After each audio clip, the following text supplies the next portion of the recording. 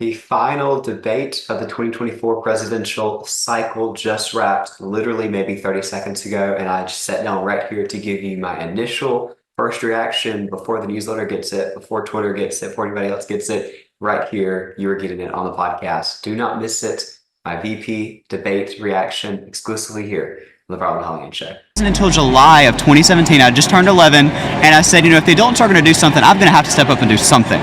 So I decided to found the Truth Gazette in an effort to fight the fake news media. Brilyn Hollyhand wrote that op-ed, and he joins me now. Brilyn, thanks for getting up with us this morning. Here with me now to bring some levity to this otherwise frustrating time is Brilyn Hollyhand.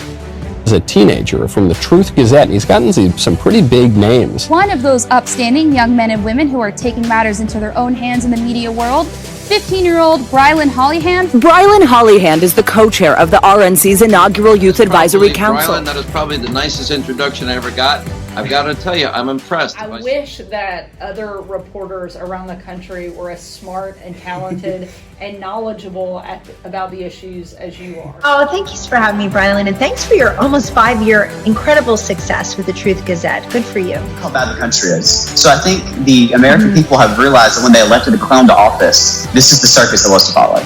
To wake up, we have to start involving my generation and focusing on winning over the youth vote if we want a shot at winning in 2024.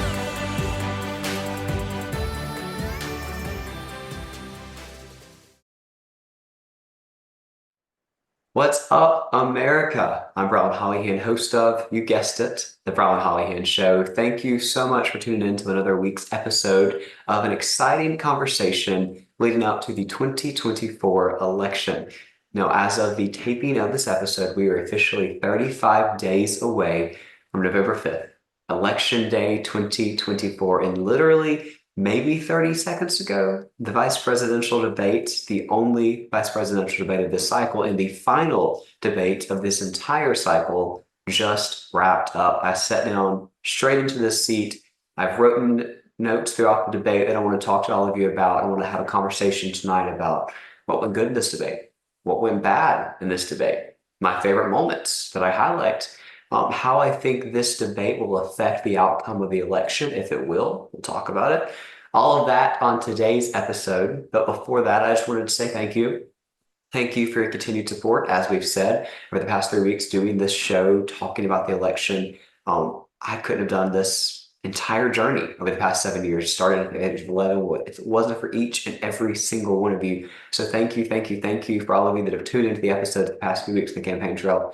Thank you. Thank you. Thank you. It's been an exciting time. We'll talk about some things that are coming up towards the end of the show and some things that you can be a part of toward the end, but we'll not keep you any longer. Let's take this opportunity right now to give you my full reaction to the vice presidential debate. Let's pull up my notes here.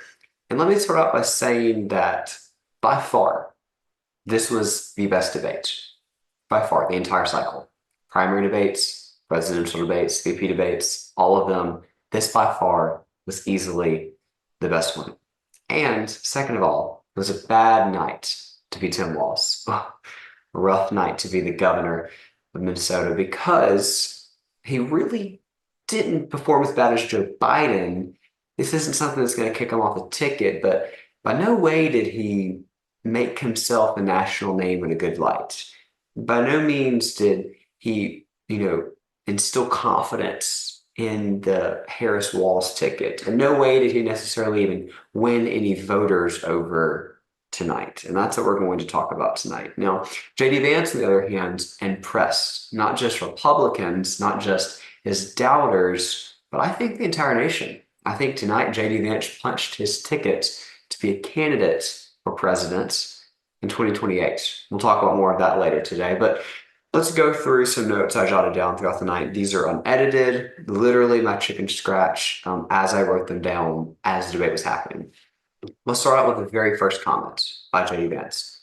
Right out the gate, in his first answer, he started out by introducing himself, sharing his background, and that was a powerful moment. It truly was. If you've ever watched or read Hillbilly Elegy, it really was a 15-second summary of Hillbilly Elegy in the first answer of the vice presidential debate. 70 plus million people watching at home. He gave that opportunity to explain, how he's lived out the American dream. J.D. Vance is the American dream.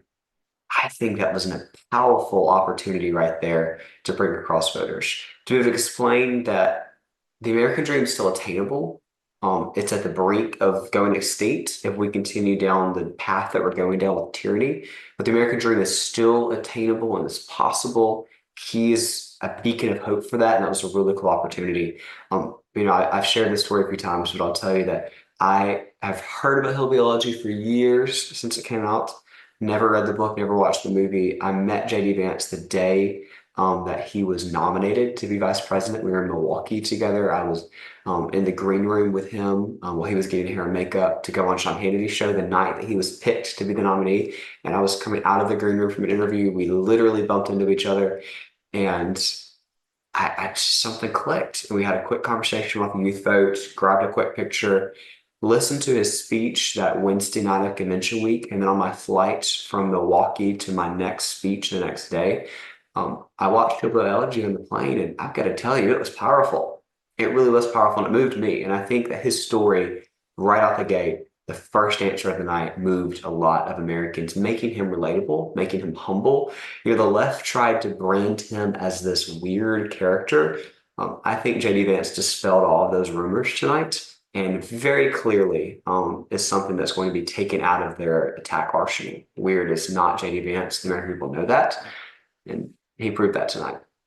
Second of all, I think that he made clear, and I said this the day that he was picked as the nominee, when a lot of people were hating on JD Vance. And we'll talk about that more later, but the very first comment I made to the first reporter that called me up, it was an Alabama reporter. I said his strongest asset will be that he was previously anti-Trump, voted against Trump in 2016, was calling Trump names on national news in the 2016 cycle, yet he was won over by Donald Trump. Now, I see two facets to this. First of all, I think it's pretty cool that Donald Trump put his ego aside and didn't say, oh, this man's attacked me on national news. He's made all these mean comments about me. I'm not going to give him the opportunity to be the second in command, the vice president of the United States. But also, I think it's really cool to show that JD Vance was won over by Donald Trump. JD Vance didn't think that Donald Trump would be able to do the things he said he was going to do, and that he was all talk and no action, and he was proved wrong. When Donald Trump came in and had a promises kept administration, JD Vance was very clear at the time, and is still clear today. He was won over by Donald Trump. That's pretty powerful. That's pretty cool. And that's a message that can win over never-Trumpers. I think JD Vance did that tonight, and I think he can continue to do that over the next, 34 days now on the election. What happened after that? Oh, at this point, it's pretty interesting. The moderators decided to incorrectly fact-check JD Vance. Now, the way these debates work, there's an agreed-upon set of rules in a debate. And it was agreed upon that the moderators would not fact-check the candidates during the debate. You could go to the CBS website, they would have live fact-checking there. But during the debate, no fact-checking, just moderating, asking questions. But they broke their own rules. They decided to incorrectly fact-check JD Vance. And he wasn't just going to sit there and let them have it. He corrected them by directly quoting U.S. law and statutes. And guess what happened? The moderators cut JD Vance's mic off. Now, tell me that this is not a 3v1 debate. Clearly, that's what it was with President Trump against Kamala Harris a few weeks ago. And that's what we saw again tonight. A 3v1 debate, whether it's CNN, ABC, CBS. All of these people are against us. They're attacking us. I got into this politics at the age of 11 by fighting fake news, fighting the mainstream media. People told me it was crazy, that this really wasn't a fight worth fighting. There was nothing going on there. We were just the Looney Tunes. I think we saw again tonight, we're not the Looney Tunes. Clearly, this is something where they're trying to just tune them out because they know they're wrong and they have no facts to back that up with. It's unfortunate. Now, what happened next? Vance decided to call out the Biden-Harris administration when they brought up today's actions in the Middle East. Now, today, the taping of this episode, you'll see this tomorrow, but today was the largest ballistic missile attack in world history against the nation of Israel, our strongest ally. A disgusting, disgusting, disgusting attempt. A day where we really saw weakness on the world stage result in chaos. I've been a strong advocate. I was an advocate in my book, and I've been a strong advocate that peace through strength works, that Ronald Reagan introduced that model during the Cold War, and it worked. And Donald Trump echoed that, not just in the Middle East, but all across the country, with North Korea, with Russia, with all these different nations. You remember the comment that Joe Biden and Kamala Harris made in that 60 Minutes interview when they said, oh, well, what is your message to Iran out there? And they had a one-word response. I thought they were all cool. They said, don't. Donald Trump would have fired off a 180-character meme tweet saying that he had a picture of their house and would, not even think twice about bombing it if they decided to touch our allies or touch our country. And guess what, guys? It worked. Whereas meme tweets a little unhinged, probably, but guess what? They worked. That's what JD Vance laid out tonight. He very clearly said, listen, not only is your running mate showing weakness as the second in command, but you're the nation you're the party funding this nation, funding Iran, giving them the money that they use to attack Israel. That's a huge moment for JD Vance to call that out. A lot of people are terrified to do that. He wasn't scared. He did it. It was powerful. And I think it was really cool to see him be on offense, like I said he should be on during this debate. Next, JD Vance correctly pointed out that Kamala Harris has only wanted to, in his words, fix the nation she's broken when she wanted a job promotion. That's major. Donald Trump had that famous closing statement in the ABC debate a few weeks ago against Kamala Harris, where he said, why hasn't she done it? She has all these ideas to turn the page and bring a new way forward for the country. Why hasn't she done it? Well, JD Vance laid it out pretty clearly. She just wants a job promotion. She's saying all these fluffy words and these cool new ideas because she wants a promotion, yet she hasn't actually done them while sitting in office with the power to do it, with the power presiding over the Senate to, say yes or no to deciding votes, and is the power of the vice president. Not only as an advisor to the president on key decisions, but having the ability to make decisions herself and be in charge of certain areas like the border. We'll get back to the border in a second. Thought that was a pretty cool moment. Now, this was a quote by JD Vance, one of my favorite quotes of the night. He said, his words, who has been the VP for the past 4 years? Your running mate, Tim Walz, not mine. Now, if you were in my living room when I saw that, I was clapping just as loud as if my football team had just scored a touchdown. And it was pretty cool to see that happen in real time, to see that, clap back of JD Vance for Tim Walz not to get under his skin, but to pivot and turn and say, actually, that would be your administration. That would be your running mate failing not only the nation, but failing the world.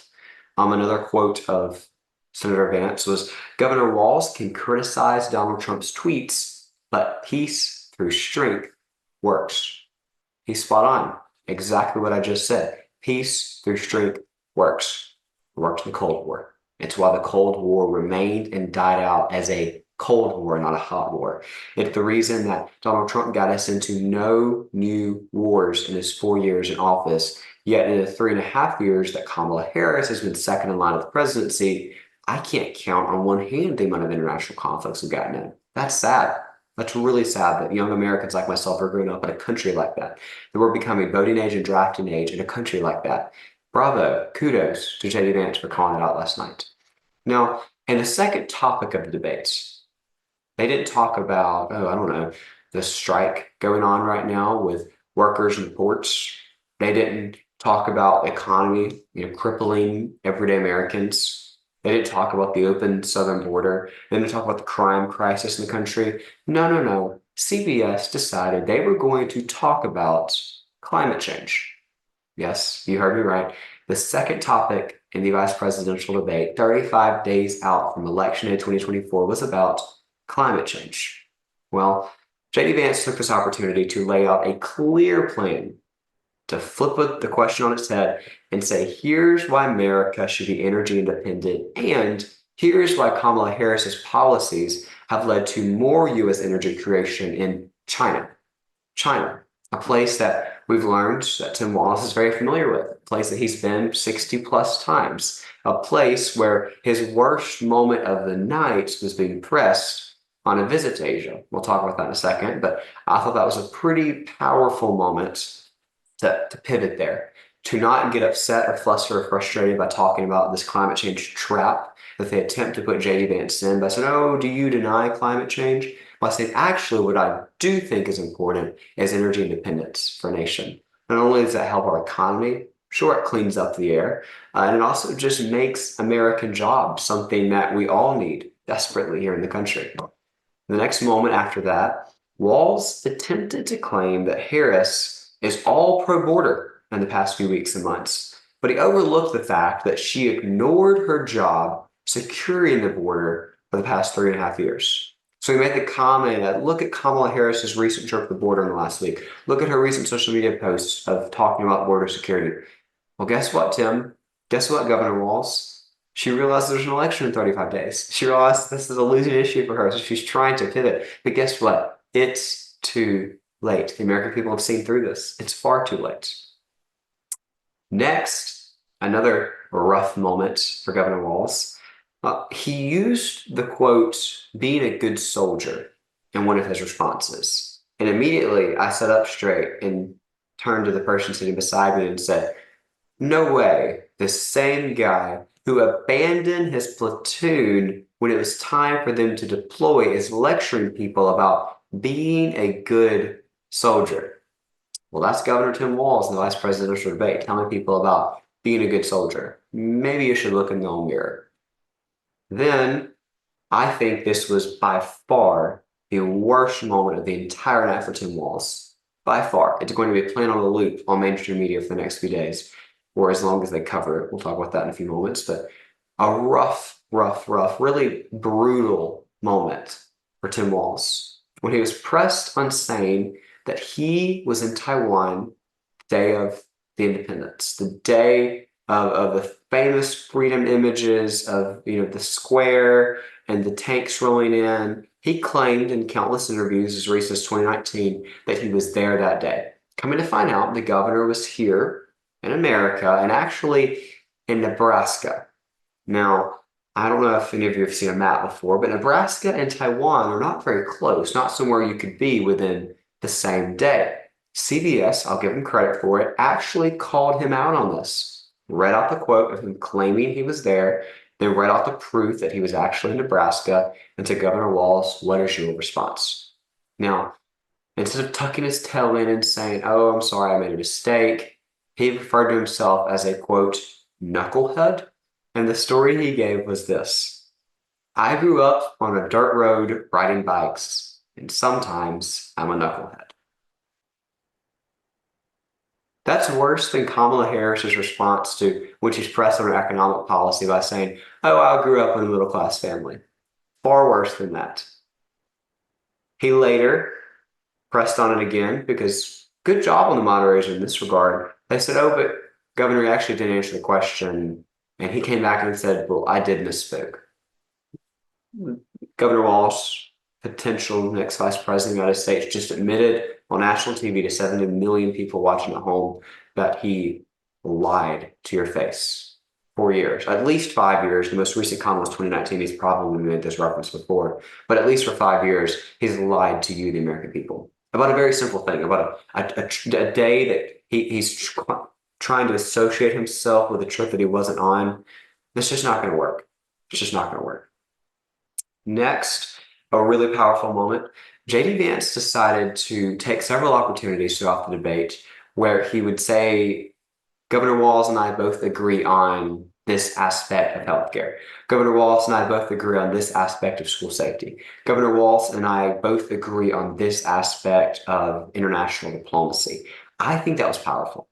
I think that's something that Senator Vance is getting a little bit of criticism on, of trying to be bipartisan with somebody that people claim is so radical and so evil. And yes, he's a radical evil person, but that adds a little bit of humility to JD Vance. I think it really adds a little bit of, I'm willing to have conversations and be bipartisan and work with the other side and show you that we don't have to scream at each other and we can talk to each other. JD Vance leading the charge on that and saying we both agree on blank was powerful. It moved me. I think it would move a lot of independents out there. Remember, I told you for 3 weeks straight, to win this election in 35 days, Donald Trump has to win 3 groups: independents, Nikki Haley supporters, and disenfranchised Democrats. Making that line repeatedly and making it clear that you're willing to go there, you're willing to reach across and have those conversations is powerful. And it's how you win over those three groups. And another moment, this isn't in my notes, JD Vance made a comment saying, oh, and also I have two of the largest following Democrats on our side now, endorsing not only I, but Donald Trump and Tulsi Gabbard and Robert F. Kennedy Jr., two lifelong Democrats, Democratic families, Democratic elected officials coming to our side of the aisle. That's pretty powerful. That's pretty cool to see people coming and supporting us, and you can too, and we welcome you with open arms. That's a moment right there that's not going to get a lot of coverage, but is a moment that turns hearts in living rooms, that changes minds and dinner tables of people watching at home. That right there could be how we see shifts come out of this election. We'll talk about polling shortly. Now, in summary, Tim Walz gave off good vibes in this debate. I'll give him that. But it stopped there. There were no policies. There were no plans to fix the nation that his running mate, Kamala Harris, broke.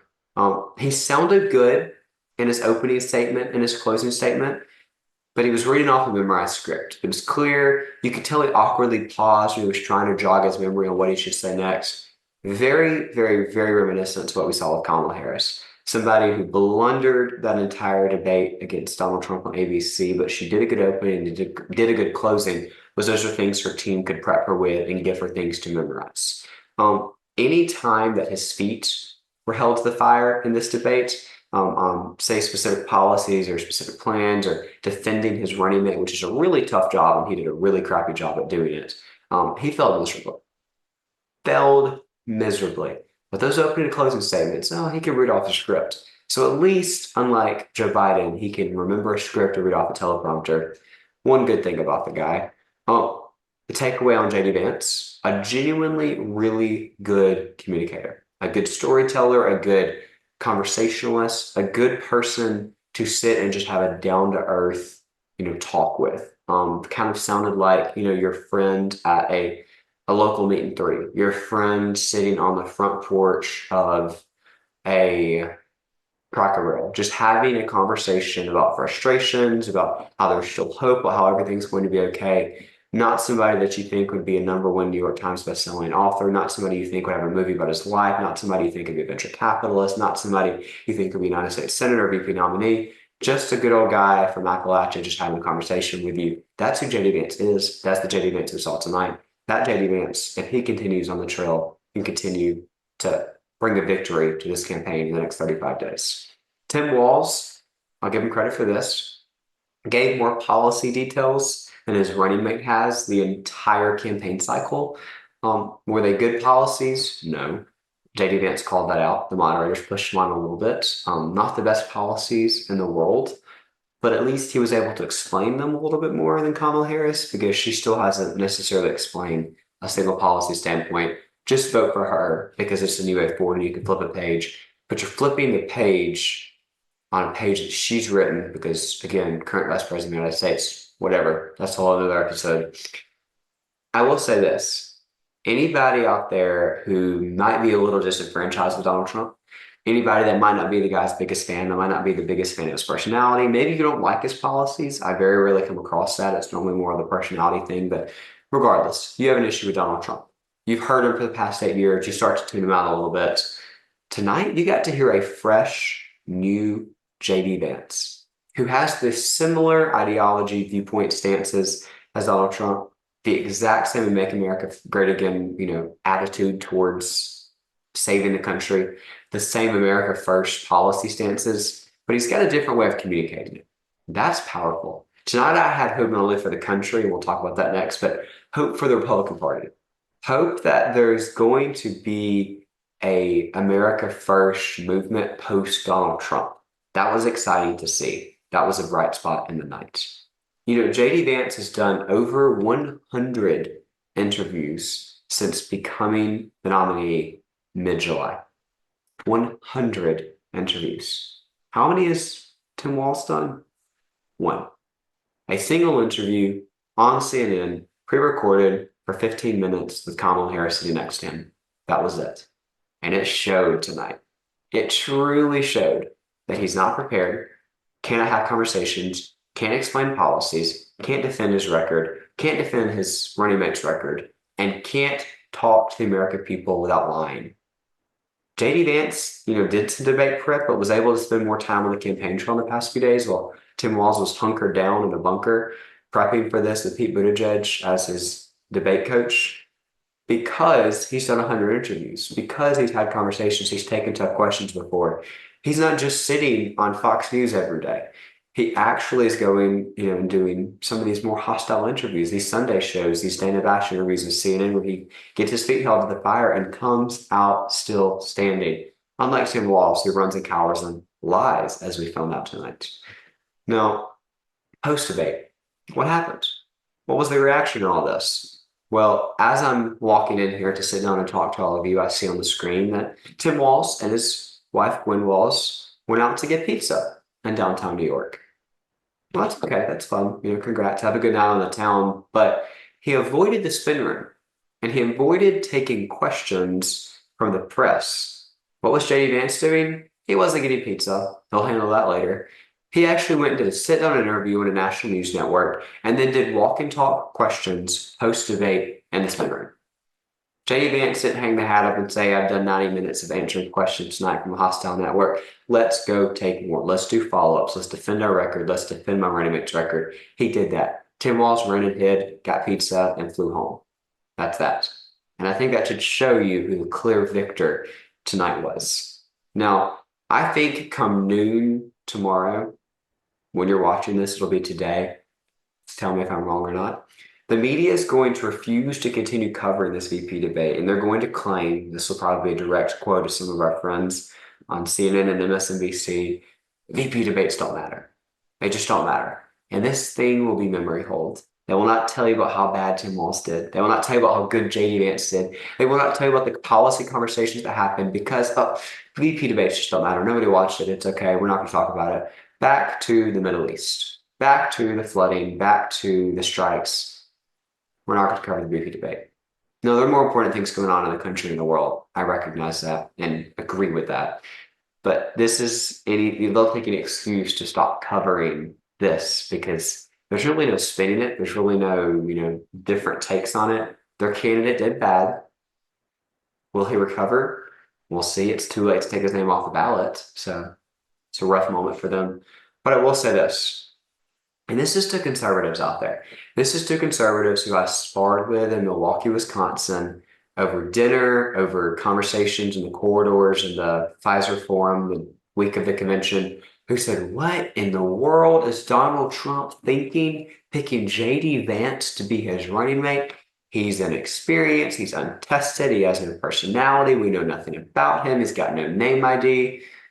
Shame on you. And I hope you feel silly tonight because we saw tonight why Donald Trump was right, why picking JD Vance was a smart idea, why he's the best candidate to be the next vice president of the United States, and why he is a front runner to be the presidential candidate in 2028. And I stand by that and will continue to stand by that. And I sure hope he's interested in running in 2028 because after tonight, I'm more than open to having that conversation about having a next generation leader with a Make America Great Again agenda with America First policies, taking the baton from Donald Trump after his next 4 years are over. That's going to be an exciting opportunity. And I'll close with this today to all the happy warriors out there.